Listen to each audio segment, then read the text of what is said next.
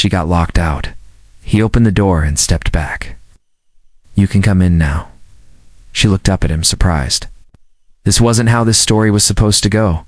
Her phone was dead. She had no service, no assistant, no way to contact anyone from her high-rise apartment. The door was locked, the windows were locked. There was no way in. She should have called her assistant to let her in. But after that long meeting with the board of directors, she just wanted to go straight home. Now she was paying the price. She heard footsteps coming her way. A man from down the hall. She braced herself against the wall, trying to look inconspicuous. Maybe if she stayed still, he wouldn't notice her. But when he got closer, she could see his kind eyes, his tired face. And she knew she needed help. "Are you all right?" he asked her. When she didn't respond, he continued, "Do you need some help? You look cold. Why don't you come in?" She couldn't believe what she was hearing. A complete stranger offering her help. Not just any stranger. A single dad with 2 kids who lived down the hall. She knew him only as a friendly face. She never would have guessed he'd be the one to save her. But he didn't know who she was. To him, she was just a woman who might have been locked out of her apartment. "Thank you," she said. "Appreciate your offer, but I'm sure my husband will be here any minute." He smiled. "Well, that sounds nice. Let me know if you need anything else." And he went back to his apartment, closed the door. She stood there for a moment, realizing she was alone.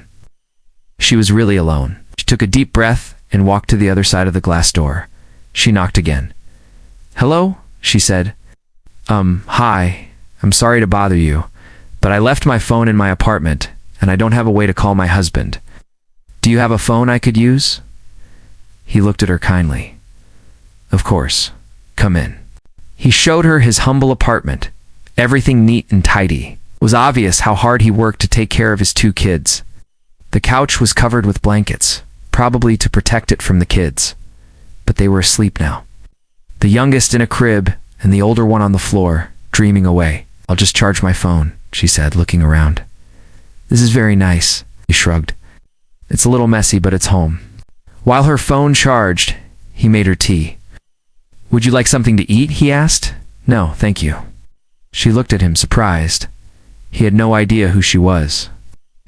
If he did, he might not have been so kind. When her phone was charged, she thanked him profusely and hurried out the door, afraid he might change his mind. She needed to get home. She was safe now, but what about tomorrow? She hoped her husband would be more reliable. The next morning, she woke up early, got dressed, and went downstairs. She needed coffee. But when she saw the friendly face behind the counter, she stopped. He recognized her.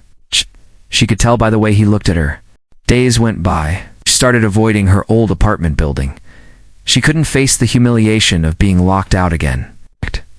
But then, she saw him at the park with the kids. Their laughter echoed through the trees. He looked happy. And suddenly she wanted to talk to him. He had no idea who she was. To him, she was just a regular neighbor. For the first time in a long time, someone looked at her without fear or expectation, and she liked it. As they talked, she learned he was a mechanic. He loved his work. He fixed engines. Told her about his kids, about his life, about his dreams. She listened, really listened. She hadn't done that in years. She was hiding something. She knew he wouldn't understand if she told him the truth. So she lied. She said she was on a break, taking time off after an injury. That was partly true. She had injured her foot. She also needed a break, but not from work.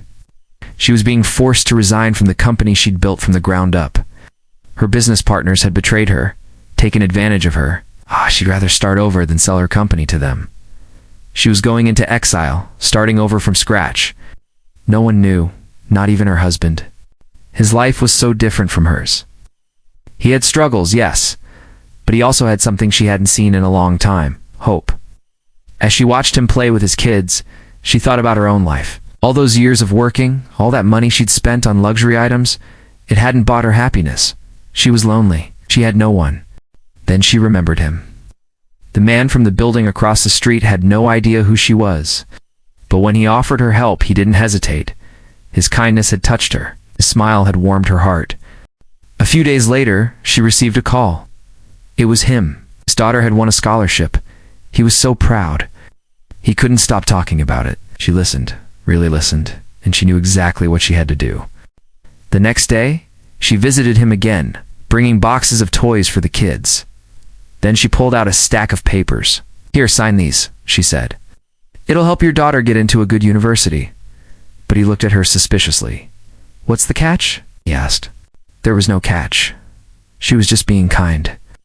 She had no idea how long it would take before she could reveal herself, but she had a feeling their lives were about to change forever. From that one act of kindness, everything changed. He became her rock, her anchor in the storm, and she knew she was falling in love. But that's a story for another time.